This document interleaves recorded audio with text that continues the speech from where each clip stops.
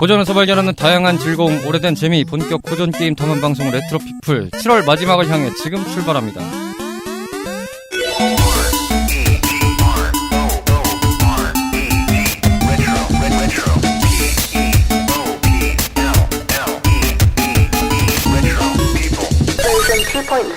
오랜만에 마을에서 다시 모인 우리들의 사목꾼분들을 모시겠습니다. 카르마 씨, 로치 씨 나오셨습니다. 안녕하세요. 안녕하세요. 반갑습니다. 한 분이 비네요. 결국 전체 멤버가 모이긴 또 힘들었네요. 네, 그렇죠. 미밀장님께서는 개인 사유로 인해서 대략 한 달 정도 자리를 비우실 예정입니다. 무슨 사연인지 모르겠습니다만 일단 뭐 나쁜 일은 아니라는 걸로 알고 있으니까 그나마 낫네요. 휴가 갔다 생각하죠 뭐. 네, 어차피 여름이니까 뭐 휴가 갔다는 걸로 뭐 기분 좋게 생각하면 좋을 것 같습니다. 잘 다녀오시길 바라겠고. 그 사이에 또 많은 일이 있었죠. 그렇죠. 저희가 이 뭐 파판의 정인오락실 이렇게 거쳐갔지만 뭐 밖에선 뭐 라오어라든지 여러 가지가 쓰고 왔잖아요. 저희가 그 정인오락실 편 때는 그냥 간단하게 그 오락실 얘기를 주로 하다 보니까 그 얘기를 못 따로 들었는데 진짜 뭐 물론 이제 방송이 나가는 시점에서는 좀 많이 지난 얘기긴 합니다만, 그렇죠. 저희 기준에서는 상당하게 엄청나게 회오리가 쳤던 내부 미팅을 가질 때도 그 얘기가 굉장히 그 불꽃처럼 타올랐던 것을 제가 보면서 라우어2가 굉장히 좀 심각하구나 라는 걸 제가 느꼈습니다. 너무 심각했어요.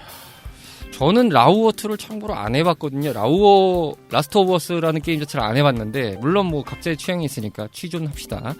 제 취향은 아닙니다, 그 게임이. 그래서 안 했는데, 그러다 보니까 딱히 어떤 스타일인지를 제가 뭐 가늠해서 말씀드리긴 조금 애매한 상황입니다만, 그래도 전반적으로 2에 대한 반응은 전 세계가 대동단결하여 구리다. 안 좋은 쪽으로 열렬하죠. 그렇죠. 아니 취직하게 되면 플스 사고 라오어 살 생각이 있었거든요. 근데 그 생각이 갑자기 쏙 들어갔어요. 역시 없는 게 나았어. 다음 세대는 그냥 엑박 가세요. 제 콘솔 기계 그냥 안 살려고요. 못 믿겠어. 근데 스위치는 아직 살만하다고 봅니다. 뭐 스위치도 뭐 아주 조그만 소문이 하나 떴던데요. 삼성에서 CPU를 만든다는 소리가 잠깐 나왔는데, 외국발로. 닌텐도에서 설계 기본 안을 주고 역시 국내 삼성. 성능은 대략 플스4를 목표로 만들겠다라는 뭐 소문이 나왔었습니다. 근데 뭐 어떻게 나올지 모르겠는데, 그래도 스위치 구조상 대충 한 1, 2년 뒤에는 나오지 않을까 싶은데요, 보니까. 근데 1, 2년 뒤에 나오는데도 그것도 FHD의 상도가 최대면 좀 별론데. 빨리 삼성이 가둬져 있는 외계인부터 좀 고문을 해야겠네요. 이렇게 또 어김없이 마을에 또 잘 보여서 수다도 잠깐 떨어봤고요. 이제부터 모험의 길을 또 나서보기 위해서 출발을 하도록 하겠습니다. 그에 앞서서 매물장님의 광고 타임부터 듣고 오겠습니다. 목요일 저녁에 만나는 판타스틱 레트로 어드벤처 타임. 본격 고전게임 탐험방송 레트로 피플은 다양한 팟캐스트 앱에서 청취하실 수 있는데요. 2014년 첫 모험을 시작한 이후 많은 청탐꾼들의 성원에 힘입어 다양한 고전게임의 세계로 여러분들과 함께하고 있습니다. 방송 소감이나 사연, 함께 탐험하고 싶은 게임이 있다면 주저하지 마시고 언제든 저희한테 알려주세요. 청탐꾼 여러분들의 다양한 이야기를 기다리고 있으니까요. 짧은 이야기, 긴 이야기 상관없이 모두 환영합니다.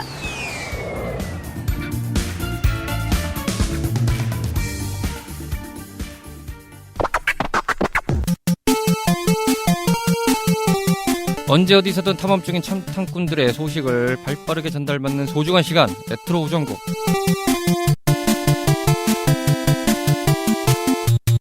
레트로 피플의 대주주이자 가장 핵심적인 우리들의 탐험의 횃불, 청탐꾼분들의 다양한 소식을 기분 좋게 들여다보는 시간인 레트로 오정국입니다. 오랜만에 레트로 오정국으로 인사드리게 되네요. 어쨌든 파티와 인스타그램을 중심으로 남겨주신 글들을 토대로 일단 쭉 읽어보도록 하겠습니다. 먼저 파티 게시판을 통해서 남겨주신 분들을 통해서 말씀을 드릴게요. 5월 9일자 SH 별별별별별별. 네, 이게 아이디가 가려져 있는 것 같은데, 하여튼 이렇게 남겨주셨는데, 지난 방송 정주행하면서 6, 7월까지 기다리겠습니다 라고 짧게 남겨주셨습니다. 감사합니다. 새로 오신 분 같은데 환영합니다. 어쨌든 잘 듣고 계신지 모르겠습니다만 저희가 다행히도 컴백을 잘 해서 이렇게 여러분들께 꾸준히 인사를 드리고 있습니다. 앞으로도 많이 청취 좀 부탁드리고요. 이어서 6월 11일부터 11일까지 윤주섭파님이 쭉 남겨주셨습니다. 로치씨 읽어주시죠. 선플 남깁니다. 모두 잘 계셨는지요? 날이 더워지고 있네요. 모두 건강 조심하십시오. 월드 히어로즈 하면 라스푸틴 같은 캐릭이랑 괴벨스 같은 독일군 캐릭이 제일 생각나고, 다음은 핫토리 한조 같은 빨간 파란 캐릭이 생각이 납니다. 재미있게 방송 듣고 오겠습니다. 모두의 건강을 걱정하라. 안녕하세요. 말로 댓글을 시작합니다. 분명히 원더3를 듣고 댓글을 달았던 기억이 있었는데 없는 걸 보고 다시 작성합니다. 원더3는 세 번째 카드 게임 같은 것 빼고 재밌게 즐겼었습니다. 특히 2편인 황도 12궁의 배경의 비행 아케이드 게임이 가장 기억이 남습니다. 저 보스가 데미지를 많이 입으면 갑옷 같은 게 파괴되며 괴물 같은 모습을 드러냈던 게 인상적이었습니다.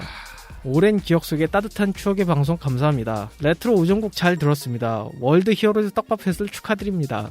제가 왜인지 뿌듯한 느낌이 드네요. 리2는 대박, 리3는 쪽박이네요. 리2로 쌓은 갓콤 이미지를 리3가 다 날려먹는 모습이 참 아이러니하네요.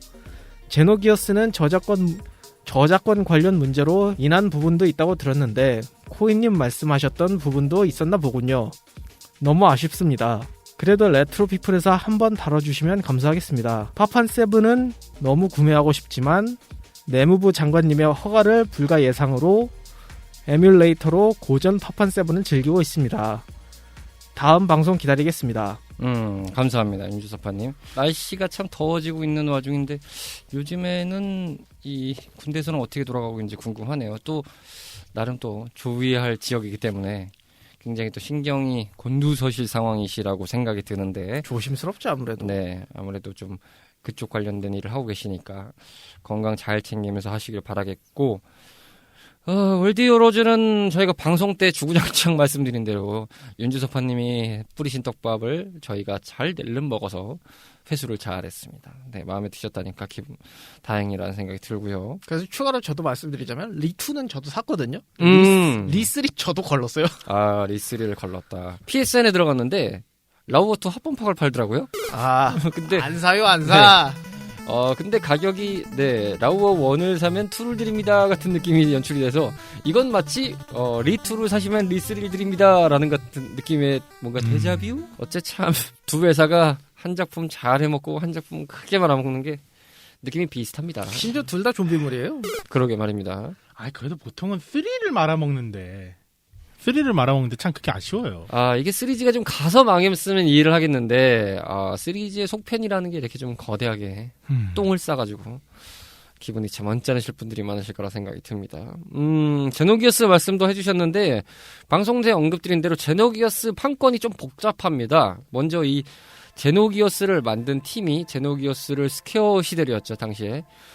스퀘어에서 제노기어스를 만든 뒤에 독립을 해서 현재 반다이 남코의 투자를 받아서 제노 사가였나요? 그렇게 해서 만든 걸로 기억이 납니다. 그래서 몇 부작을 만들고 이 회사가 다시 이제 투자를 받아서 아예 자회사가 된 게 이제 지금 현재 닌텐도 퍼스트 파티에 들어가 있는 걸로 알고 있는데, 그래서 이제 제노 크로니클이라는 작품 으로 기억하는데, 그렇게 해서 이제 연대기가 넘어가는 식으로 세계관은 연결은 되지만 어쨌든 직접적인 연결과는 없습니다. 그래서 이제 초대작이라고 할 수 있는 이 제노기어스를 많은 분들이 기억을 하실 텐데, 이거는 결론적으로는 스퀘어 에닉스에서 이 IP를 가지고 만들지 않는 이상은 현재로서는 답이 없다. 제노블레이드가 이거군요. 네, 그렇습니다. 저는 사실 제노기어스를 거의 안 해봤습니다. 저도 안 해봤습니다. 네, 제노기어스를 거의 안 해봤기 때문에 이거는 어떤 느낌이었는지 제가 당시의 느낌으로 설명은 드릴 수 있을 거라는 확신은 드릴 수 있는데, 플레이를 안 해봤기 때문에 저희가 지금 하반기에 이제 지금 제작 관련 미팅을 좀 하실 때 얘기 나온 거는 차후에 좀 말씀을 드리겠지만, 우선적으로는 제노기어스는 조금 해보고 나서, 그리고 플레이를 어느 정도 하고 준비가 됐을 시점에 그때서야 저희가 방송으로 내보내겠습니다. 일단 큰 작품들은 한 번씩 건드려 본다는 게 저희 원칙이기 때문에 일단 그게 타이밍이 먼저라서 그 부분을 좀 말씀을 드리도록 하겠고, 이어서 나인에이치 뉴스님께서 언급하신 사이트 유튜브 링크는 제외하고 일단 읽어주시죠. 6월 14일에 남겨주셨고요. 비둘기 오락실이라고 추억게임 설명을 아재 감성 있게 설명해줍니다. 하하 하고 짧게 남겨주셨습니다. 그리고 이어서 송관우님 것도 읽어주세요. 네, 송관우님이 이제 6월 21일에 남겨주셨고요. 변함없는 고퀄리티 방송 레트로 피플 사랑합니다. 느낌표 다다다다다다다. 네, 그렇습니다. 그리고 그 위에 SH 별별별별별님께서 하트 2개 뿅뿅 남겨주셨습니다. 대단히 감사드리고요. 나인이치 뉴스님 이 링크는 저희가 봤습니다. 제작진도 봤고요. 재밌다라는 생각이 들었는데 정말 아재 감성 풀풀 나시는 분들이 나와서 저는 그거 네. 다 봤거든요. 정말 이렇게 뭐 얘기를 해주시는데 저희가 버전 1이었으면 이런 식으로 갈 수 있었죠. 그리고 네. 뭐 어떻게 보면 저희가 먼저 했다고도 할 수 있는 그 선택적 오리지널리티. 네, 레트로 피플이 한 1기가 되게 네. 되게 많이 생각나더라고요. 버전 1.0에서 저희가 기획을 했던 방향, 그 프로그램을 먼저 그 추구했던 방향 자체가 이 포맷하고 아마 흡사하실 텐데 지금 이제 2.0에서는 이 포맷으로 가는 게 좀 불가능하고요. 근데 이제 어쨌든 이런 틀을 어떻게 살려드릴 수 있을까라는 거는 많이 고민을 하고 있습니다. 잘 고민해 보겠습니다. 좋은 자료 감사드리고 송간호님은 뭐 대주주시니까 더 이상 자세한 말을 생각하겠습니다. 언제나 감사드리죠. 그리고 이어서 나인에이치 뉴스님께서 굉장히 엄청난 디테일의 양으로 버추어캅에 대해서 리뷰를 짜자자자작 남겨주시면서 얘기를 남겨주셨는데 이거는 내용이 길다 보니까 진행자분들께 하는 것보단 제가 총대를 메고 다 읽어드리겠습니다. 오늘은 무슨 일로 그냥 들어보면서 감상글을 적어봅니다. 첫 번째 방독면, 두 번째 코인국장님 보낸 춤추는 짤방이 궁금하네요. 답변까지 같이 드리겠습니다. 이게 그 루리앱 커뮤니티에서 올라왔던 짤방 중에 하나였는데 쉽게 말씀드리면 아이마스나 이제 뭐 그런 스타일의 게임 같은 거에 나오는 음악을 가지고 네 어떤 유저분들이 그 전시장이라고 해야 되나요? 행사. 그런 행사 같은 데서 이렇게 335 모여가지고 한두 분이 춤을 추기 시작하니까 갑자기 또 세네 분이 또 난입을 해서 또 같이 춤을 추고 있는 흡사 플래시몹을 본 듯한 이거 느낌. 그거거든요. 그 용과 같이에도 나온 네. 그 오타쿠 여러분들이 그 응원봉 손가락에 끼고 응원하는 그거. 그렇죠. 그런 느낌이었는데 좀 더 액션이 과격한 네. 그런 댄스였습니다. 이게 제가 보여드릴 방법이 없는데 그가 아마 우리나라일걸, 우리나라도 있을걸요? 그러니까요. 있다고 제가 알고 있는데 이게 우리나라인지 일본인지 잘 모르겠는데 어쨌든 그런 댄스였습니다. 근데 이게 저희가 올려드릴 수 있으면 올려드리도록 하겠고요. 세 번째, PSP로도 원더3가 발매되었다니 충격이네요. 작은 화면으로 하기에는 그렇지 않나요? 네, 말씀드린 대로 PSP로 캡콤 클래식 콜렉션이라는 작품이 북미판 기준입니다. 제목이 북미판이고 아마 1판으로도 이게 나와 있었을 겁니다. 근데 저는 이제 북미판으로 구매를 했었고요. 요거는 제가 저희 인스타 담당자 분께 인증샷으로 사진을 남겨드리겠습니다. 꽤 할만합니다. 생각보다는 꽤 할만했고요. 핸드폰으로도 좀 아케이드 오락기 돌리는데 그렇죠. PSP면 할만하죠. 네 번째, 음회와 모략의 레트로 피플 크크. 네, 늘 그렇죠. 네, 온갖 음회와 모략이 판을 치는 방송입니다. 다섯 번째, 카르마님의 정리 멘트. 혼돈으로 떠나는 레트로 피플을 듣고 있습니다. 오리지널리티를 한번 들려주시죠. 혼돈으로 떠나는 레트로 피플을 청취하고 계십니다. 네, 오리지널. 역시 거의 뭐 이 정도면은 MBC 뉴스데스크급이에요. 여섯 번째, 60번째 스테이지에 올 때까지 6년이 걸리다니 후덜덜. 오다 보니까 그렇게 됐네요. 네, 저희가 뭐 방송이 꾸준히 할 수 있는 상황이 아니다 보니까 일단은 저희가 밥벌이 캐스트들은 알아서 하면서 하다 보니까 방송이 직업적으로 하기에는 좀 무리도 있고 하나 더 보태자면은 이 레트로 피플이 저희 채널에서 가장 편집이 제일 빡세게 들어가는 방송이기 때문에 시간이 걸립니다. 일단 일주일에 하나 내보내는 것 자체가 진짜 빡센 상황입니다. 그래서 지금 조금 딜레이가 좀 있었던 상황이긴 한데 이 밥벌이 캐스트를 하면서 하시다 보니까 이 편집자님께서 가끔 알아놓으실 때가 몇 번 있었습니다. 살아계시죠, 편집자님? 네, 잘 계시 상황이고 요 근래는 조금 코로나는 아니고 감기 기운이 좀 있으셔서 조금 힘드시다고 하네요. 회사 다니시면서 병행하시기에 뭐 약 먹고 잘 쉬고 계시다고 합니다. 일곱 번째, 8분 43초에 나오는 코 국장님의 멘트는 어디서 나온 것인가요? 전 몰라서. 그리고 삽입된 음성은 누구임이 어디서 나온 건지요? 라고 하는데 아마 그 여성분 뭐 제가 TMI가 될 것 같으니까 편집장께서 뭐 그럼 안 들은 걸로 할게요. 뭐 이런 식으로의 어떤 음성을 넣어주셨는데 이게 아마 드라마에 나왔던 음성으로 제가 알고 있고요. 네, 제가 드라마는 뭔지 기억이 안 납니다. 어쨌든 그 대사 중에 하나를 어떻게 아이디어로 쓰셨다고 합니다.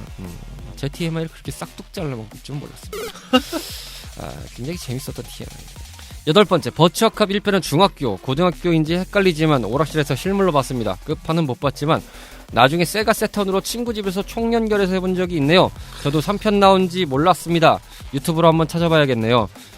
3편은 방송에서도 말씀드렸듯이 정말 많은 분들이 모르세요. 이게 그때 당시에 들어온 데도 거의 없었고, 게다가 이게 TMI지만 당시 엑스박스로 이식이 될 뻔했는데 모종의 사정으로 이식이 안 됐다고 합니다. 그래서 유일하게 버추어컵 이식작이 없는 버전입니다. 그리고 버추어컵이 딱 뭐 많이들 아시겠지만 세대 교체가 됐었죠 이미 네, 끝판에서는. 그렇죠.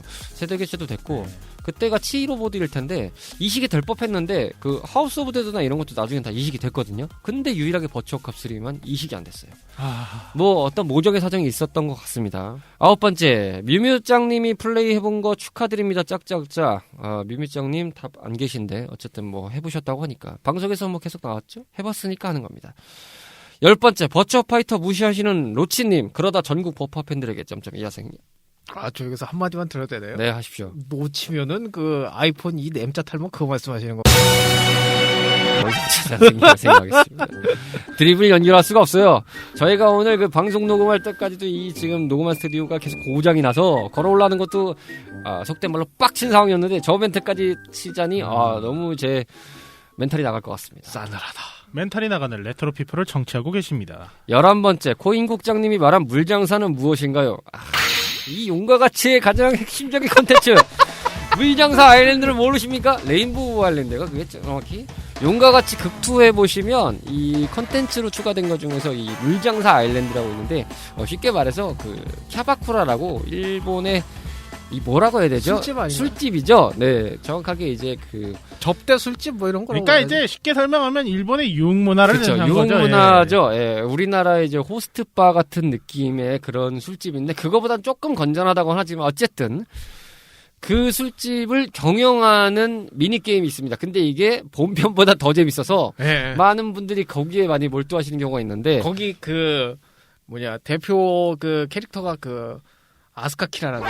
예, 그분이었죠, 그렇습니다. 아마? 이 극투 때 가장 포인트는 문 남성분들이라는 자세한 내용은 용과 같이를 플레이해 보시기 그렇죠. 바랍니다. 자세한 얘기를 드리지 않겠습니다. 굉장히 익숙한 얼굴들, 조금 많이 보신 분들이면 익숙한 얼굴들이 다량으로 등장합니다. 전 개인적으로 용가치 시리즈는 그 사진 찍는 걸 제일 좋아했어서. 그것도 재밌죠. 네.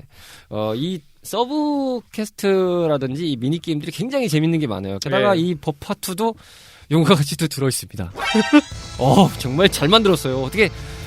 어떤 분들은 버파2 살려고 용과 같이 샀다 이런 얘기도 있었어요. 그만큼 잘이시겠습니다. 나중에 유튜브로 참고해서 보시면 될 것 같고요. 12번째, 카르마님이 트위치 한 방송명을 한 번 더 알려주세요 라고 말씀하셨는데 근데 사실 지금 이건 알려드려도 보실 수가 없어요. 왜냐면은 제 방송에서도 얘기했고 여기서도 말했지만 지금은 방송을 그걸 아예 쉬고 있어가지고 이제 그래도 한 번 더 말씀드리면 저 카르마라는 닉네임 앞에 U만 붙였습니다. YU입니다. YU. 네. 근데 한글로 치셔도 되고요. 네, 유카르마라고 검색하시고 보시면 그간 했던 방송에 대해서 하이라이트 장면들은 좀 보실 수 있는 걸로 알고 있습니다.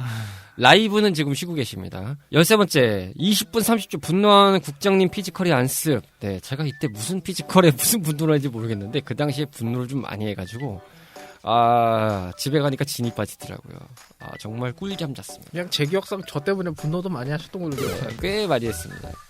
저 프리콘이 아니라 바쁘다고요. 이벤트부터 시작해서 제가 정말 여러 가지로 분노가 치밀었는데 로치 씨가 그때 그렇게 빠지실 줄은 몰랐어요. 그렇습니다. 근데 또 지금 안 해요. 깔끔하게 현질하고 접으신 아주 멋진 쿨한 남자입니다. 나처럼 BTS 월드 하는 것도 아니었는데 말이죠. 대체 어떻게 했는지 아직도 신기해. 네, 같은 로치 씨는 여러 번 봐도 느껴지지만 참 턴하고 쿨하고 섹시하신 분. 14번째, 카르마님의 정리 멘트. 분노에 치밀고 있는 국장님의 목소리를 듣고 있습니다. 잘 치밀었고요. 15번째, 22분 53초 박수 받는 미유짱. 오구오구 잘했어요. 그때 그런 말씀을 지나가면서 하셨죠. 뭐야, 오늘 왜 나한테 그래요? 왜 그래? 이런 얘기를 했지만 자기 게임을 해봐서 그래. 좀 게임 좀 하고 공부 좀 하고 오세요. 그 진행자가 뭐예요? 몰라요. 글쎄요. 다들 성대모사 이제 잘해. 원래 한 그룹에 있으면 좀 있다 보면 다 서로 하게 돼요. 16번째 24분 53초 적들의 모션으로 보는 게임의 역사. 로치 씨가 간단히 강의를 해주셨죠. 아, 제가 말했어요. 이거. 네, 언차티드까지의 액션이 이 정도의 스페이스였다. 이후에 바뀌었다. 그런데 공교롭게도 그 회사의 게임이 지금 처절하게 원폭을 당하고 있는 상황이라 망했어요. 그리고 그 멘트를 잘 들으시고 카르마님께서 17번째 정리 멘트 시대를 아우르는 로치 씨의 말이었습니다 라고 잘 정리해 주셨습니다. 그날 정리 참 잘하셨네요. 이렇게 보니까 저희도 몰랐는데 이렇게 보니까 굉장히 깔끔하게 정리 잘 해주셨네요. 지금 여기서 보면은 한 명 화내고 2명 싸지르고 1명 정리했네. 그러니까요. 정리 잘하셨네요. 저는 그냥 욕쟁이 할아버지처럼 화만 대노, 네, 극대노하고 이게 불락이냐 이러면서 이제 하고 있고 2명은 나 몰라라 하면서 이제 뻘뻘거리고 있을 때 오늘 엘리베이터 때도 그러지 않았나요? 네, 설거지는 알아서 카르마 씨가 하고 있는. 18번째 26분 8초 다시 흥분하는 고기국장님. 저는 그때 극대노 모드였습니다. 네. 19번째 타이토의 오퍼레이션 울프. 이 게임 오락실에서 실기로 봤음. 엔딩은 본 적 없음. 유튜브로 엔딩 봐야겠네요.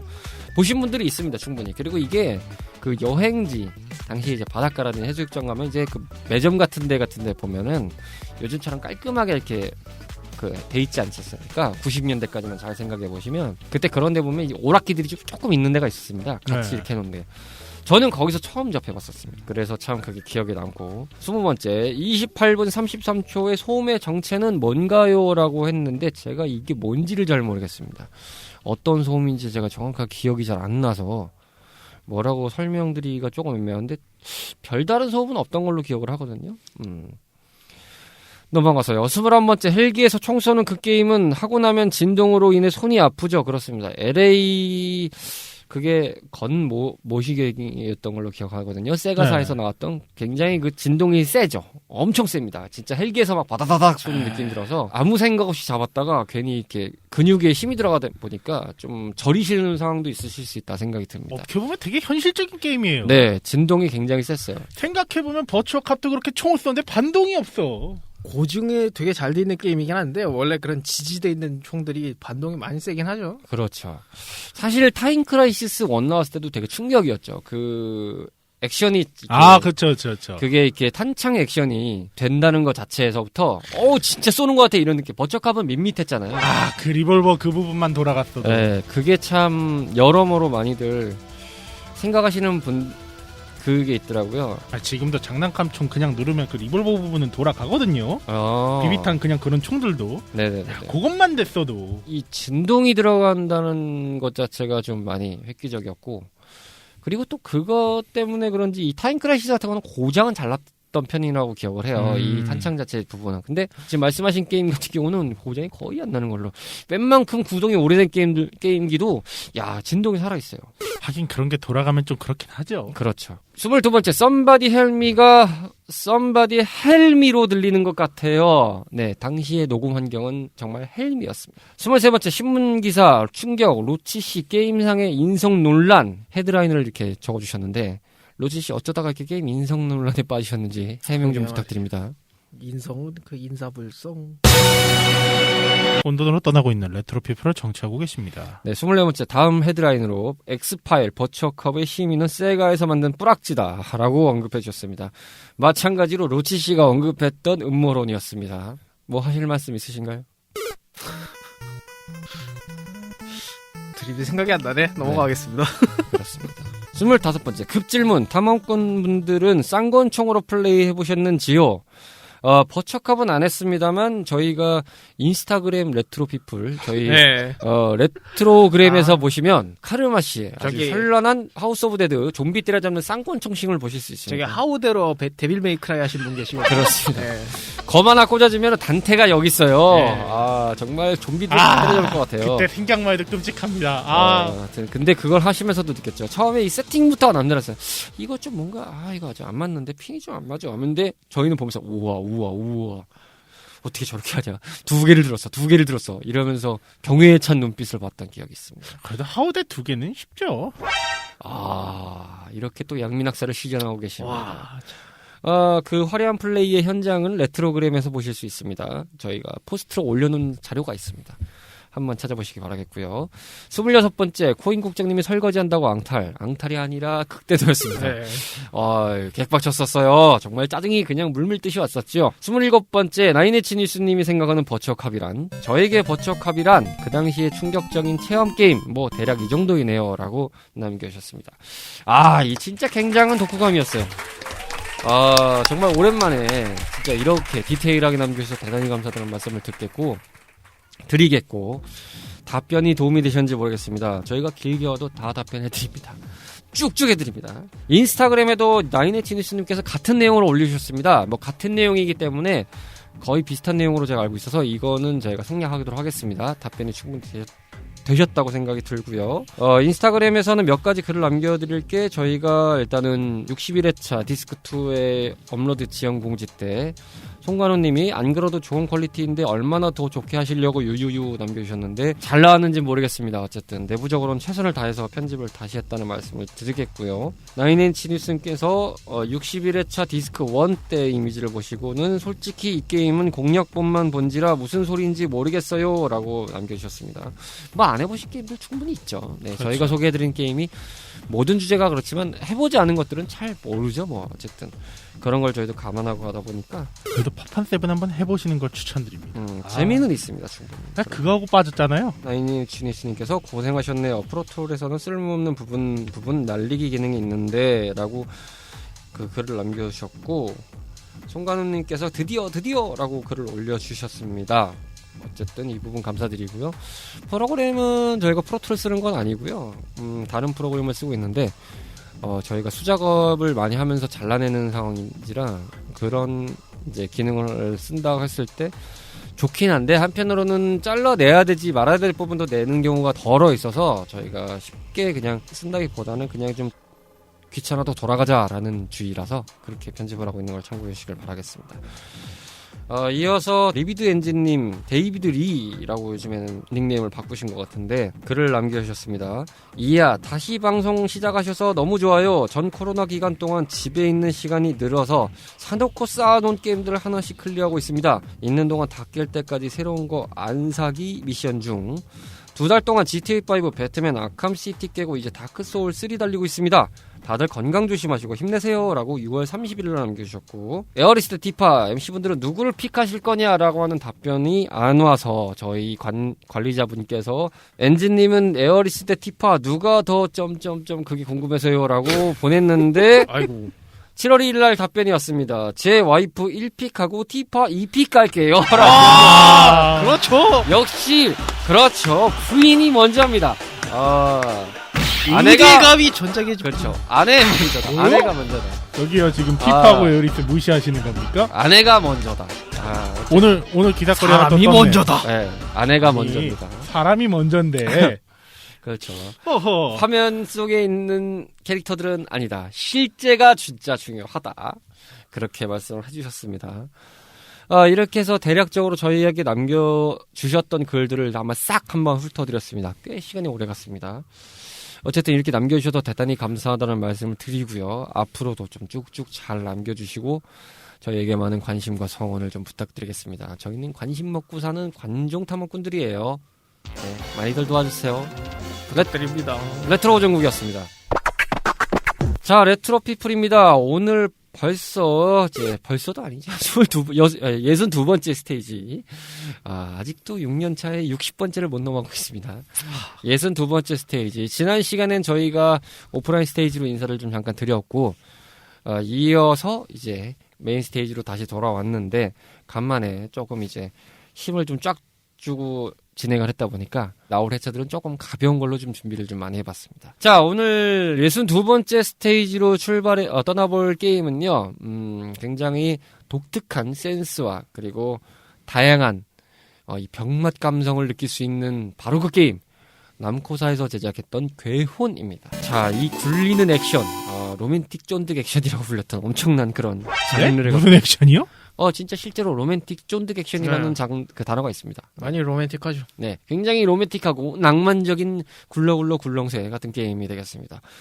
간단한 게임 소개부터 듣고 올까요? 귀염뽀짝한 왕자와 사고 뭉체 아바마마의 토닥거림이 일품인 오늘의 스테이지.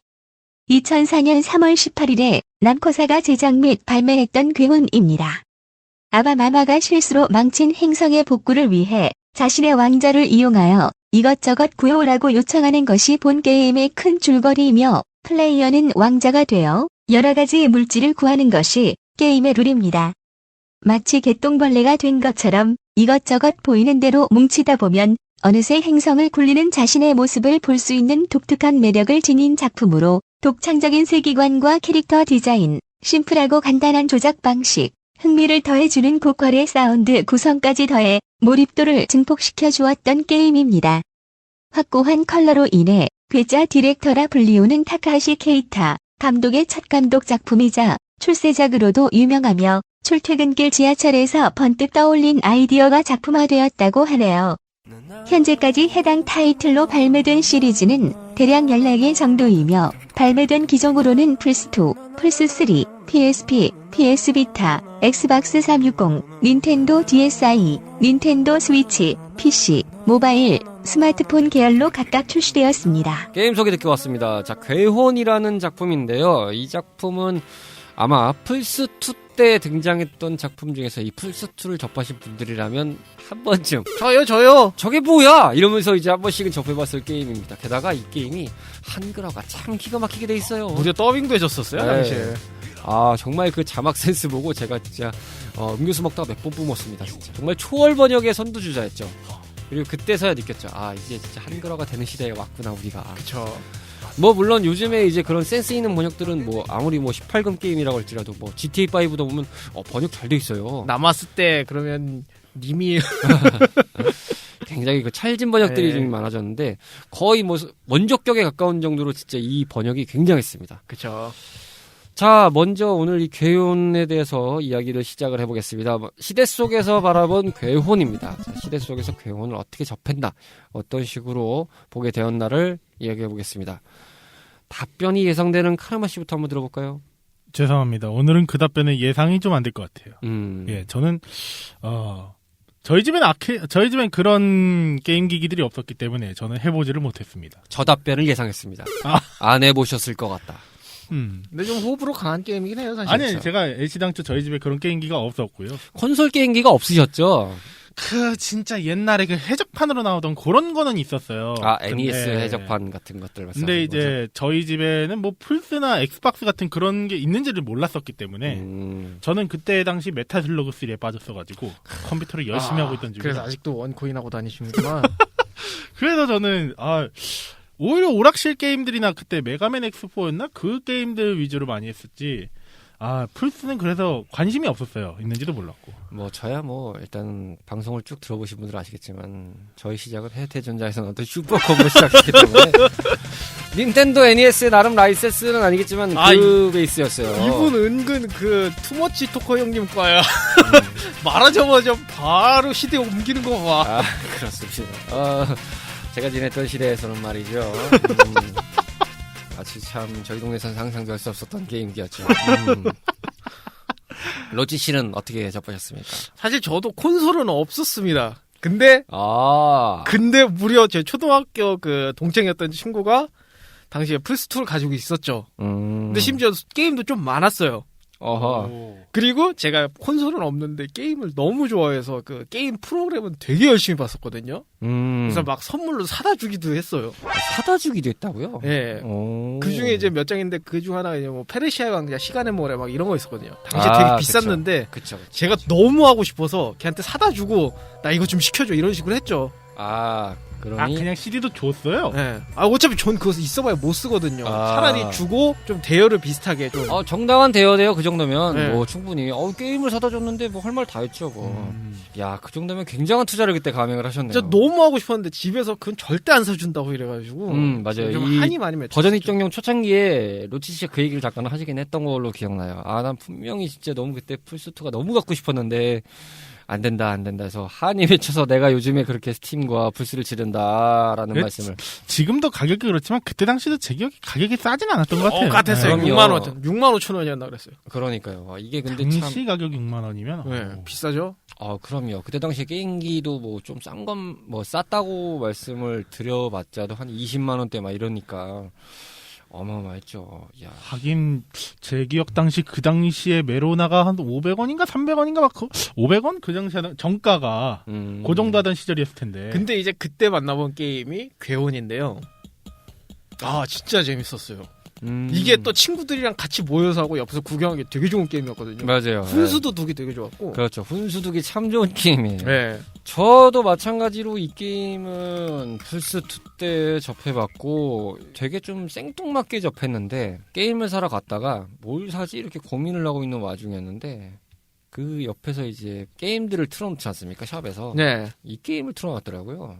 가만히 이제 고르다가 보니까 뭐가 되게 신기방기한 노래가 흘러나오면서 뭐가 굴러다니는 게 보이길래 귀가 먼저 집중이 되고 그 다음에 이렇게 시선이 집중돼서 봤다가 이건 뭐지? 이런 생각이 들어서 한번 사봤죠. 확실히 그 게임이 저 이제 해보지 않았어. 오늘 방송 때만 봤거든요. 전시하기엔 참 좋은 게임 같더라고요. 바로바로 이제 좀 할 수 있고. 저는 이제 확실히 그 게임 할 때 그 음악이나 그러니까 OST나 이런 것들에 대해서 좀 신경이 많이 좀 쓰는 좀 타입이라서 당시 이제 이 OST는 시부야 계열 음악들이 좀 많긴 했는데 제가 당시에 시부야 음악 계열의 음악을 많이 들었습니다. 그래서 야 이런 게 나오는데 야 스타일은 왜 있다고냐? 이러면서 이제 그게 호기심 반 궁금 반 이렇게 해가지고 사게 됐죠. 근데 게임을 해보니까 알았죠. 이거 꿀잼이었다. 네.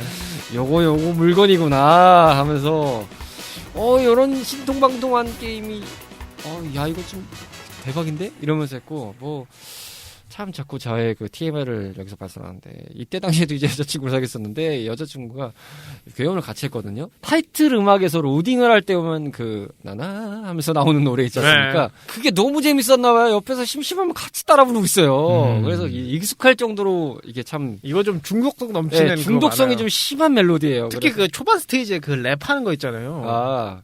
이러면서 이거 자꾸 따라하게 되더라고요. 저도 옛날에 게임할 때. 자, 괴혼이 이게 OST가 참 게임 못지않게 잘 만들었어요. 네. 그러니까 삼박자가 잘 맞았다고 말했지. 게임성도 괜찮고 당시 이제 번역이나 이런 것도 재미도 이 원작의 맛을 충분히 살려줬고 동시에 OST도 이제 신통방통하니까 게임의 몰입감이 너무 좋았어요. 기분 좋게 했던 게임이었어요. 그리고 이제 그때 당시에는 저도 이제 게임을 많이 바꿔서 게임을 많이 했었는데 이 게임은 지금 이 CD가 어딘지는 모르겠지만 뭔가 어딘가 있겠지만 제가 안 바꾸고 가지고 있었던 기억도 나요. 또 가족들도 꽤 이 게임을 좋아해가지고 이거 이렇게 재밌냐? 이러면서 이제 했던 기억이 나서 진짜 어떻게 보면 가족용 게임기로서 진짜 좋은 거였죠. 온 가족의 게임 중에 하나라고 추천드릴 수 있을 법한 그런 게임이었지 않나 생각이 듭니다. 자, 그러면 이어서 시각적인 면에서 바라본 괴혼입니다. 자, 시각적인 디자인적인 면에서 괴혼을 바라봤을 때 어떤 느낌이 들까라는 생각이 드는 부분들을 이제부터 얘기를 나눠보도록 하겠습니다. 카르마 씨, 그냥 보신 소감을 좀 얘기 들어볼까요? 일단은 되게 아기자기한 게 마음에 들었어요. 딱 봐도 이거 딱 전체 연령을 노리고 만들었다? 그런 느낌이 확 들어가지고 그런 아기자기한 맛하고 색감이 되게 단조로웠다고 해야 되나요? 막 너무 화려하지 않아서 오히려 그래서 눈에 잘 들어오고 꽤 괜찮았습니다. 오히려 나는 왜 그때 못 해봤지? 이런 생각에 저도 그때 로치 씨랑 마찬가지로 친구네 집에 플레이스테이션 2는 있어가지고 게임은 해본 적은 있었거든요. 근데 제 주변에 그런 친구 둘이 있었는데 둘 다 그 게임을 한 명도 안 가지고 있었어요. 생각해보면 근데 그 친구들 게임 가지고 있는 게 저거랑 또 안 맞아. 그래서 없었나 보다 하는데. 그건 있어요. 저도 이제 제가 말씀드렸잖아요. 플스는 없었는데 네. 게임 프로그램은 되게 열심히 봤다고요. 그래서 그런 프로그램에서 뭐 게임 새로 나왔다고 할 때마다 친구한테 가서 기회 되면 꼭 사라고 맨날 그랬거든요. 저는 이제 그 말씀에 좀 동감을 많이 하는 게 이 게임이 오브젝트라고 하는 관점을 보면은 굴려서 이걸 쌓는 게임이잖아요. 결론은. 그렇죠. 아주 단순히 얘기하면 개똥벌레의 그런 느낌을 게임으로 옮겨오면 어떤 느낌일까라고 했을 때 이 게임으로 설명할 수가 있잖아요. 계속 이제 크게 만들어가는 거니까. 근데 이제 오브젝트가 계속 쌓여가는데 이 오브젝트가 다양하다 보니까 지금 제가 그냥 혼자 추측을 해보는 바에 의하면 색감이 너무 진했다면 눈이 굉장히 피로했을 것 같다는 생각이 들어요. 왜냐면 계속 쌓이는 구조다 보니까 색감이 진하거나 뭐 도드라지면 하는 입장에서는 피로도로 다가왔을 것 같은데 적정하게 이게 좀 색감이 뭐라고 하죠? 연해요. 전반적으로 좀 연해서 좀 파스텔 톤이죠. 네, 그 연하고 좀 부드러운 느낌이라서 좀 그렇죠. 오래 해도 좀 괜찮다라는 느낌이고 오히려 이제 그런 데모씬이나 이런 장면씬 게임 같은 거 아바마마 등장했을 때 제일 화려해 가만 보면. 네. 아바마마가 제일 화려해. 별 만들고 막 이런 거. 그런 개념들만 아니면은 실제 게임에서는 딱히 거슬리는 느낌은 없어서 네. 꽤 재밌게 했었던 기억이 나요. 시각적으로 봤을 때는. 뭐 국장님 말에 한 스푼 더 얹히면은 지금 오히려 그 굴리다 보면 게임 그 오브젝트들이 많아지잖아요. 네네네. 그래서 일부러 그 그래픽들도 좀 각지게 만들지 않았나 이런 생각도 좀 들어요. 아, 일부러 그랬다는 생각이 좀 공감합니다, 들 수 있을 것 같아요. 일부러 그런 느낌이 좀. 보면 사람도 다 각졌어. 이게 캐릭터 디자인을 보면은 야, 이게 뭐냐 싶은 느낌이 좀 가끔 들어요. 근데 이게 디자이너들의 철학이나 이런 센스가 있다고 하는데 이 프로듀서가 타카시 케이타라는 감독인데 이 양반이 디자인 센스를 만든 것들을 쭉 보면 다 이 모양 이 꼴이에요. 그러니까 이 사람만의 센스가 있어요. 근데 이게 참 괴상하다라는 느낌은 들겠지만 그렇다고 막 이상해 막 엄청나게 막 징그러 이런 정도의 느낌은 아니거든요. 진짜 거부감이 들거나 그러진 않죠. 네, 거부감이 들거나 하죠. 야, 정말 신박하다라는 느낌은 나는데 그게 그렇다고 아우 징그러 막 뭐 이렇게 막 설명이 안 돼. 막 아우 막 보기도 싫어 막 이런 느낌까지는 아니라서 딱 캐릭터화를 잘한 것 같아요. 네, 그것도 참 어느 정도 레벨이 있어야 가능한 수준이라고 생각을 해요. 이것도 여러모로 좀 특이한 그런 스타일이었죠. 이때 당시에 이런 게임을 보자니. 처음에 거기 나오는 사람들 캐릭터 디자인 보고 야 저거 왜 저렇게 자꾸 마인크래프트가 떠오를까 이 생각이 좀 들었어요. 좀 비슷하기도 맞아요. 하죠. 그럴 수도 있어요. 그리고 당시에 이런 스타일의 비슷한 게임들이 조금 있긴 했어요. 뭐 멀리 갈 것도 없이 플스2 때를 이렇게 생각해보면 모기라는 게임이라든지 아, 예, 그런 거 많았죠. 그게 이제 그런 거잖아요. 그 모기의 시점이 돼서 사람의 지점을 향해 피를 빨아먹는 그런 걸 체험해보는. 근데 이게 이상하게 디자인한 게 아니라 이런 괴온보다는 좀 리얼리티하지만 그런 느낌이긴 해요. 근데 이때 이 플스2 게임의 그 일본 쪽에 좋은 그 약간 좀 참신한 게임들이 되게 많았어요. 이게 플스1 때부터 이어져 온 스타일인 것 같아요. 플스1 때가 그때 당시에 이제 이런 유통을 봤을 때는 그 닌텐도한테 얼마 정도의 카피를 만들어야 될까 찍어야 될지를 허가를 받아야 되고 이런 좀 복잡한 그 과정이 있었는데 플스가 되고 나서 이게 단번에 결정됐던 이유 중에 하나가 그런 코스트 비용이라든지 찍는 비용이라든지 이런 것들이 이제 그 제작사 위주로 좀 결편이 되다 보니까 그게 이제 닌텐도에서 좀 소위 말해 갑질을 당했던 느낌의 제작사들이 여기는 더 우리한테 혜택을 주네 하면서 넘어가게 된 계기도 됐고 게다가 이제 단순하게만 보면 카트리지 찍는 비용보다 CD 찍는 비용이 더 싸잖아요. 프레스가. 그러다 보니까 코스트도 낮출 수 있었고 여러 가지가 있다 보니까 개발 킷 같은 경우도 그때 당시 이제 보편적으로 많이 뿌리기도 했고 그게 이제 시장으로 이제 어느 정도 선도가 되고 유행이 돼야 또 그렇게 가능한 건데 또 유행이 됐어요. 그러다 보니까 제작사에서도 이제 그런 기술로 잘 넘어가면서 다양한 시도를 좀 추구했던 작품들이 1, 2 때 꽤 많았죠. 확실히 플스2 때까지는 좀 많았던 편이었던 것 같아요. 예. 3 넘어오면서 슬슬 없어지는 느낌이 좀 들어서 좀 그 고비용 게임에 대한 비중이 좀 높아졌죠? 아무래도 이제 그 스펙이 올라가다 보니까 거기서 한 번 더 기술 업그레이드를 할 때는 이제 코스트를 이제 투입해야 되는 시점이 좀 벌어지는데 그게 이제 아무래도 적은 비용으로 뭔가 아기자기한 걸 만들던 방식에서의 제작사들에게는 많이 데미지를 먹죠. 그렇죠. 그러다 보니까 이제 요즘 시대 같은 경우는 이제 범용 엔진이나 이런 것들이 많이 좀 성장을 하는 추세가 아무래도 이제 제작사들이 갖고 만들기에 이제 리스크적으로 부담이 좀 덜한 것들 그리고 범용이다 보니까 많은 제작사들이 쓰다 보니까 기술적으로도 뭔가 라이브러리가 충분한 그런 것들이 더 발전할 수 있는 계기가 되지 않나 싶은 생각이 들어요. 그리고 요즘엔 콘솔도 DL이 많아지고 스팀 같은 이런 인터넷 플랫폼이 많아지다 보니까 그런 코스트도 아무래도 훨씬 적죠. 네, 아무래도 좀 많이 낮춰질 가능성이 되고 있죠. 게다가 많이 되고 있고 또 예전 같은 경우는 또 그런 경우도 있었잖아요. 이게 기기마다의 스펙이 달라서 어떤 스펙을 맞춰서 만들 때 이거를 이제 다른 머신으로 이식을 해야 되는 상황이 벌어지면 거기에 따른 또 추가적인 기술력이나 엔진이나 이런 것들에 대한 최적화나 여러 가지의 부가적인 게 필요한데 요즘은 이제 PC 기반으로 보통 이제 만들어지다 보니까 만드는 것부터 시작해서 최적화하는 베이스까지가 좀 많이 수월해졌죠. 그래서 네. 제작사들이 그 코스트를 많이 아무리 이제 기술적으로 많이 들인다고 해도 이제 이런 부가적인 거에서 최적화를 만드는 과정은 조금 더 수월해지다 보니까 저는 아마 이제 플스4 세대를 기점으로 해서 봤을 때는 다시금 이런 좀 독창적인 게임들이 뭐 요즘 인디 게임이나 이런 것들이 많이 올라오고 있습니다만 네, 지금도 이제 꽤 아예 장르화가 됐잖아요. 그러다 보니까 이런 게임들이 이제 다시금 하나의 메인까지는 아니더라도 주력 장르 군 안에서에 들어갈 것 같아요. 느낌상.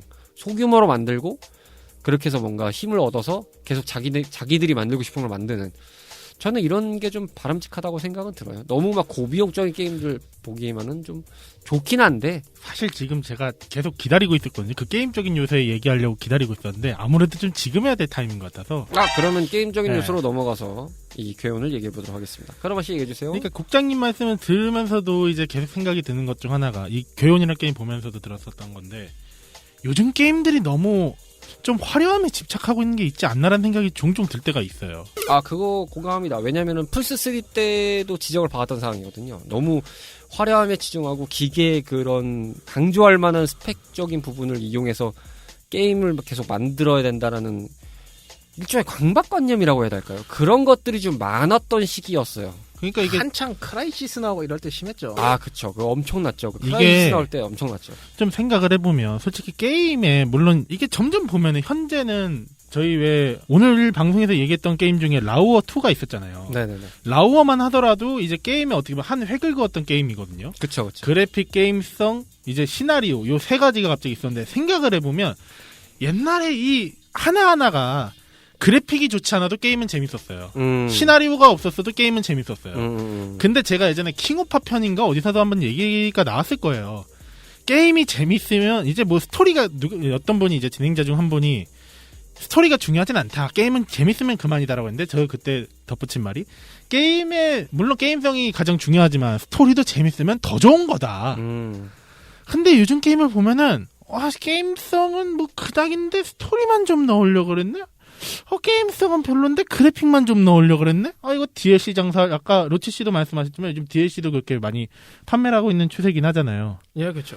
그러다 보니까 어떨 때 보면, 얘네들은 이 게임을 재밌게 만들려고 하는 게 아니라 DLC 팔려고 만들었나? 이런 생각이 들 때도 있어요. 그러니까 스토리적인 부분으로 이제 게임 얘기를 할 때 이제 말씀하실 때, 네. 사실 이 게임의 스토리가 진짜 별거 없거든요. 그냥 아바마마가 술 먹고 취해가지고 별 보겠는데 아들내미 시켜가지고 네가 지금 이거 굴려오면 내가 복구하는데 좀 쓸게 이거잖아요. 그러니까 아들 노동 착취해가지고 그냥 아버지가 좀 편하게 있는 부분인데, 그걸 이제 개그식으로 표현한 게임이긴 하지만 이 되게 단순한데 그냥 그 맥락만 가지고 게임을 그냥 하는 건데도 불구하고 재밌어요. 그래서 제가 아마 그게 제가 얘기했던지 뭐 누가 했던지 기억이 잘 안 나는데, 저는 게임은 일단 기본적으로 재미가 담보돼야 된다고 생각을 해요. 스토리도 분명 중요하고, 요즘 시대에서 스토리나 그런 표현 방식이나 뭐 여러 가지 장치들이 표현할 것들이 많아지니까 당연히 다 중요합니다. 중요한데, 저는 재미가 있고 그게 이제 어떤 부분에서 기억에 남는 작품들이라는 관점에서 봤을 때는 그럴 만한 자격이 있던 어떤 특정인 부분에서의 포인트는 게임이 재밌어야 돼요. 무조건. 그렇죠. 우리 로치 씨가 가끔씩 굉장히 그 목을 메고 보시는 고티. 네. 이게 2014년도에 고티 3개 땄습니다. 공동 4위였어요, 그쵸. 당시에. 그러니까 뭐 당시에는 고티라는 뭐 숫자가 막 그렇게 중요하지도 않고 했는데, 이게 당시의 기준에서 봤을 때 상을 받을 만큼의 이 흥행도 있었어요. 게다가 남코에서도 딱히 이걸 막 기대하지 않고 냈다고 해요. 뭐 프로토타입 정도의 느낌이니까. 이게 솔직히 보면은 게임 맞나 싶긴 해요. 가끔 뭐 그냥 처음 봤을 때 느낌은 이게 뭘 하려는 게임이지? 이런 생각이 들거든요. 그냥 아무 생각 없이 첫 인상을 봤을 때는. 근데 이제 그게 소위 대박이 났죠. 뭐 아마 역전재판도 아마 비슷한 케이스였던 걸로 기억나고, 그리고 뭐 귀무자나 뭐 이런 것도 보면은, 뭐 바이오하자드 같은 것도 네. 그렇게 기대감이 큰 바이오하자드도 처음에는 별 기대 없이 만들었다가 이게 떠가지고 성공을. 귀무자 같은 경우도 보면, 그러니까 캡콤에서 나왔던 게임들이 보면은 전혀 그냥 의도치 않았는데, 그리고 뭐 별 기대 안 했는데 대박이 난 케이스들의 게임들이 좀 종종 있잖아요. 캡콤이 그런 거 수혜 진짜 많이 받았죠. 니네 진짜 고마워해야 돼. 남코도 마찬가지로 뭐 이렇게 좀, 뭐 이거 되겠니? 그래 한번 내보자 라는 생각으로 개발비도 얼마 안 들었고 했는데 대박이 나서 이제 계속 만들어내야 된다라고 압박을 줬는데, 이 감독이었던 타카하시 케이타 같은 경우는 그러니까 이 사람이 속편을 만드는 걸 되게 싫어하는 캐릭터예요. 그래서 속편을 안 만들려고 했는데 하도 압박이 들어오니까 그 다음 작품까진 만들어요. 그 다음 작품까지. 그래서 괴원 팬들은 딱 요 두 작품이 베스트라고 하거든요. 그렇죠. 그 이후부터는 시리즈는 진짜 맞습니다. 뭐 괴원이 온라인으로도 나왔었고요. 솔직히 국내에. 내 자리죠 그거. 뭐 온라인으로도 나왔었고, 국내에 뭐 괴원 트리뷰트 아모렛 오비타 뭐 뷰티풀, 그다음 모바일로도 나왔고, 뭐 아바마마 오셨다 나왔고, 그다음에 요 근래 뭐 앙코르, 뭐 어메이징 괴원, 뭐 등등 나왔습니다. 이번에 스위치로도 아마 등장했던 걸로 아는데 네, 스위치랑 그 롤 모신가라고 나왔던 걸로 기억하는데 스팀으로 리마스터돼서 나왔더라고요. 네, 나왔어요. 그게 리마스터였군요. 나왔어요. 근데 기본적인 시스템을 완성하고 재미를 확실하게 부여했던 거는 딱 2작품 말고는 없어요. 지금 저희가 약간 이야기가 엇나가긴 했습니다만 결과적으로는 재미적인 부분을 디자인한다면 디자인이라고 말하겠습니다. 디자인을 해야죠. 다른 부가적인 게 너무 세다 보면 그 자체가 훼손될 수 있다고 생각이 들거든요. 근데 이 게임은 본질적인 재미를 딱 잡고 가는 게임이에요. 그러니까 어떻게 보면 게임이라는 게 구성 요소가 있을 때 딱 메인으로 어떤 한 가닥을 잡고 가지 않으면은 망하기 참 쉬운 것 같은데 괴호는 딱 진짜 게임성에다가만 딱 몰아넣었다는 느낌이 강하게 들었죠. 근데 제 개인적으로 이 남코에게 이해는 되는 거는 고티 4개 받고 상업성까지 성공한 게임인데 어떻게 후속작을 그냥 안 내고 포기할까 싶긴 해요, 솔직히. 아니 그렇죠. 경영진 입장에서는 야 이렇게까지 장사가 대박인데 이걸 안 낸다고? 이제 월급 받고 사는 입장에서는 좀 네. 짜증 나겠죠. 그쵸. 물론 아마 이분 독립하셨다고 제가 알고는 있는데 네. 지금 정확하게 자료는 없습니다만 독립하셔서 아마 요 근래에도 게임이 하나 나왔을 거예요. 이분이 제작한 게 그것도 그렇구나. 되게 신박합니다. 참 신박한데 이 사람의 테이스트를 이해하지 못하면 어렵죠. 그래서 아예 이 사람이 만든 스타일이 이 사람의 곧 장르화가 돼버리는 그런 감독들이 덜어 있잖아요.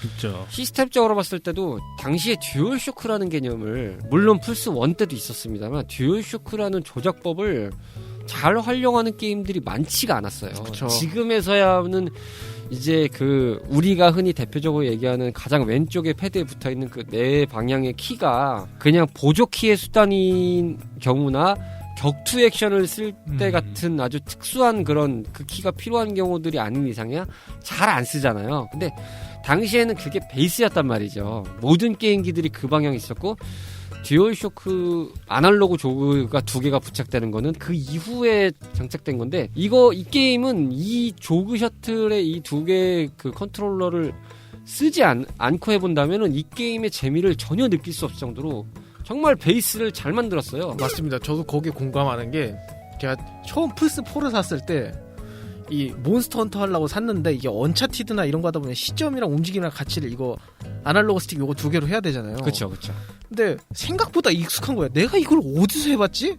그러니까 생각나는 게 이제 괴혼이랑 페르시아 왕자 시간의 모래인 거예요. 이제 조기 교육을 그렇게 받으셨다. 네, 생각보다 내가 이걸 해본 적이 있구나 생각해보니까. 하긴 저 생각해보면은 친구네 집에 살 때 주로 그 방향키 4개 커서로 많이 했었고 할 때는 콜 오브 듀티 나왔을 때 유일하게 했었던 것 같아요. 네, 그래서 생각보다 그 연습이 돼 있더라고요. 이 게임이 생각보다 그 부분을 굉장히 잘 살렸던 게 가만 보면은 조작 방식이나 그러니까 조작이 어차피 굴려서 계속 쌓는 거니까 오브젝트를 계속 내가 갖고 있는 원안에 쌓아가지고 그거를 목표치에 도달하게끔 쌓으면 게임이 클리어되는 방식이다 보니까 다른 게 없어요. 그냥 버튼은 제 기억으로 LR 버튼 정도 썼고 그거를 이제 그 조그샷 아날로그 스틱 2개 갖다가 계속 뭐 앞으로 2개를 하면 굴러가고 뒤로 하면은 뭐 백으로 하고 그다음 뭐 이걸 뭐 엇갈려서 하면은 뭐 넘어가는 것도 있고 그다음에 뭐 어떻게 뭐 액션을 취하면은 뭐 대시로 가는 것도 있고 네. 버튼 2개 정도에 이 아날로그 스틱 2개로 하다 보니까 정말 그냥 패드를 잡고 단순하게 그냥 굴리작 이게 다예요. 그렇다 보니까 조작적으로 봤을 때도 이 게임의 디자인은 정말 잘 돼 있다고 봐야죠. 그냥 그거를 100% 활용한 그 기능이 이렇게 쓰는 거다라는 걸 명확하게 보여주는 게임이다 보니까 디자인상으로도 굉장히 잘 만들었죠. 게임 플레이적인 부분에 있어서도.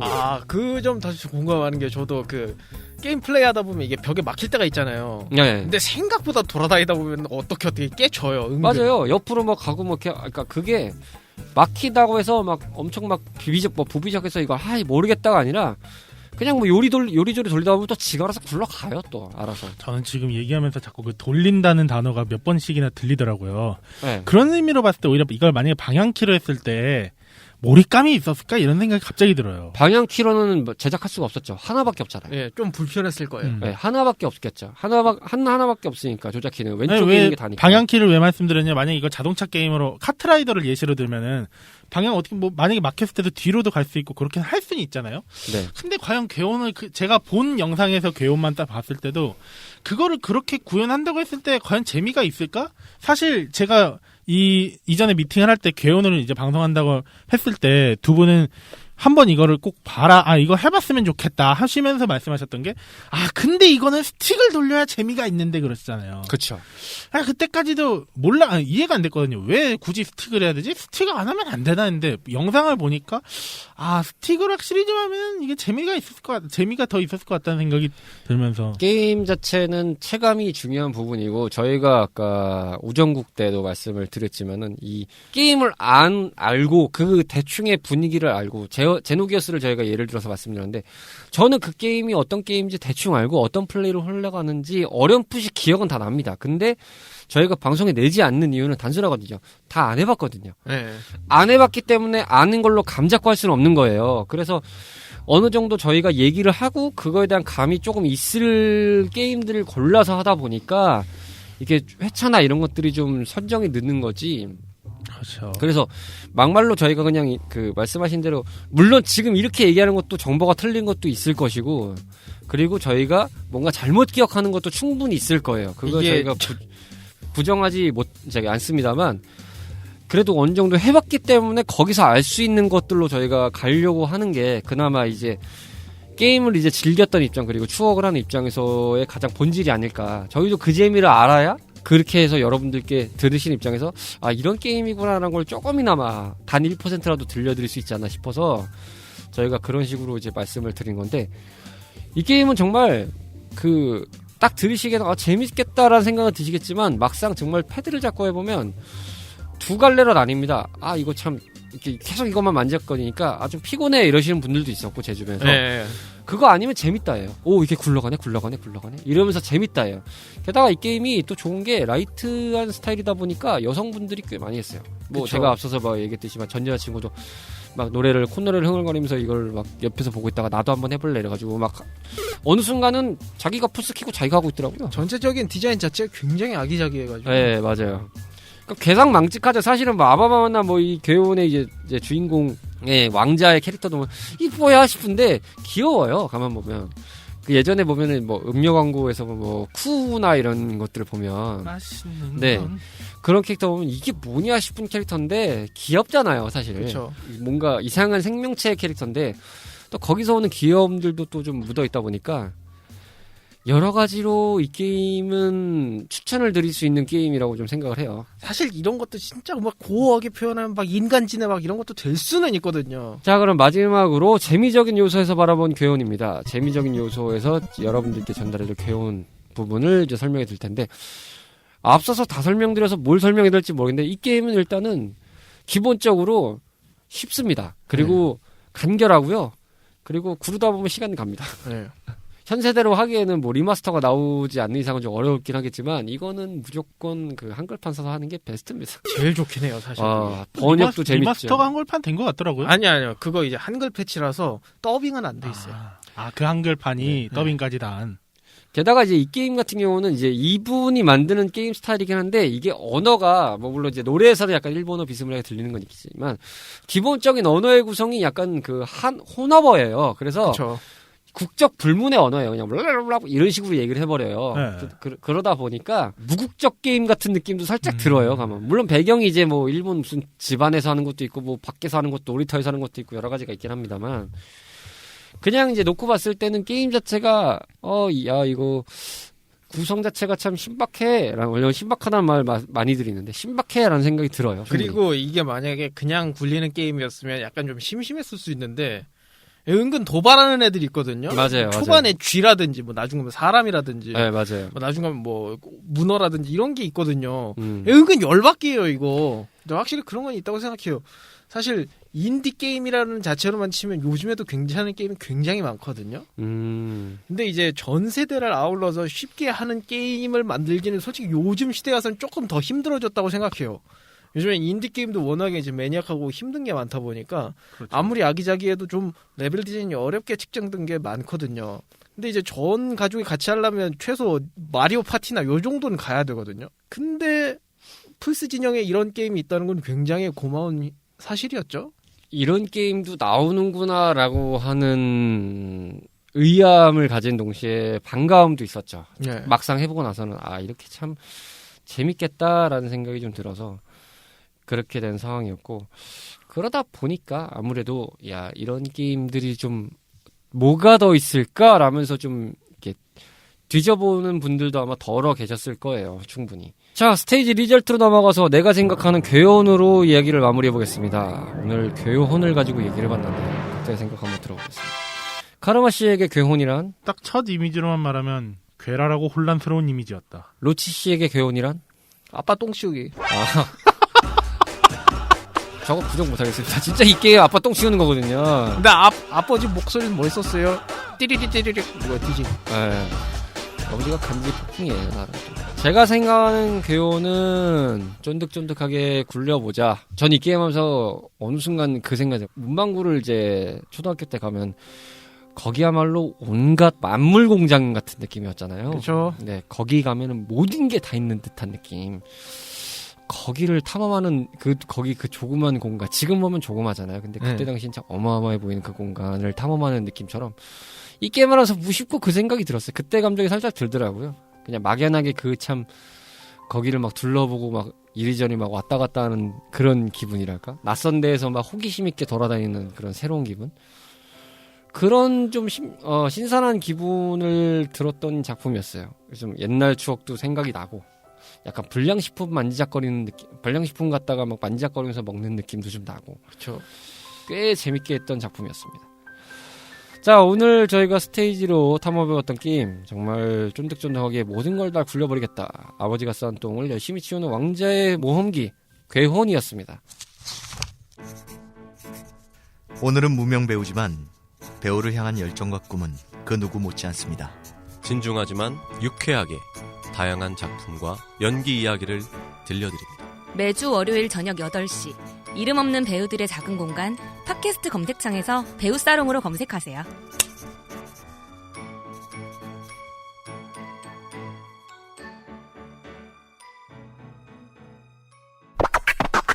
레트로피플이었습니다. 자, 오늘 62번째 스테이지를 탐험해봤습니다. 끝으로 간단하게 인사 나누고 빠이 하도록 하겠습니다.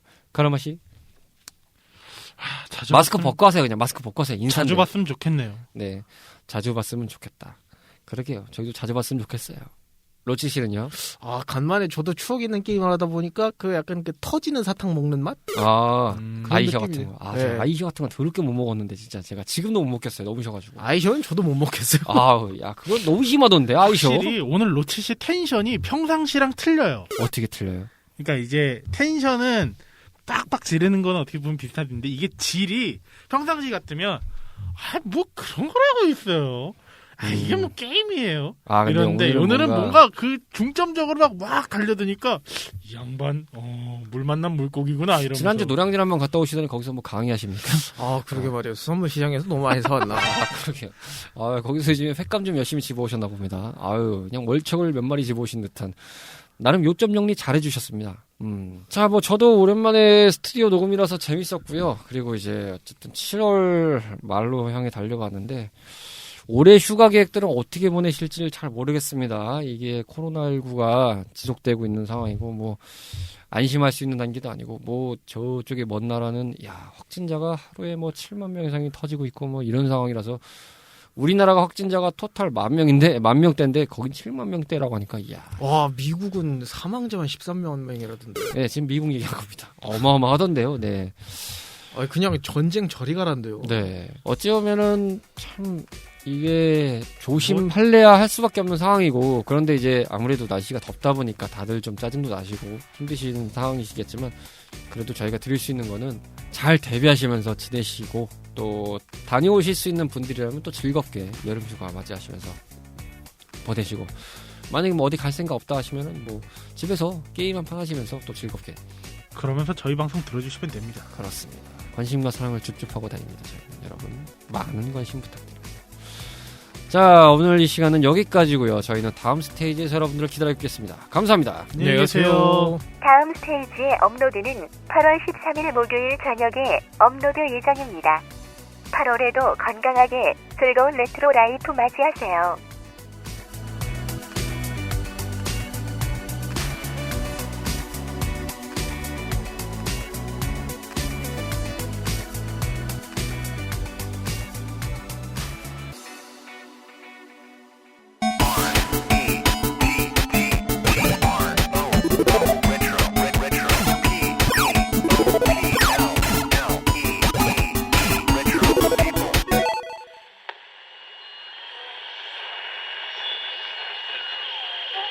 CHRP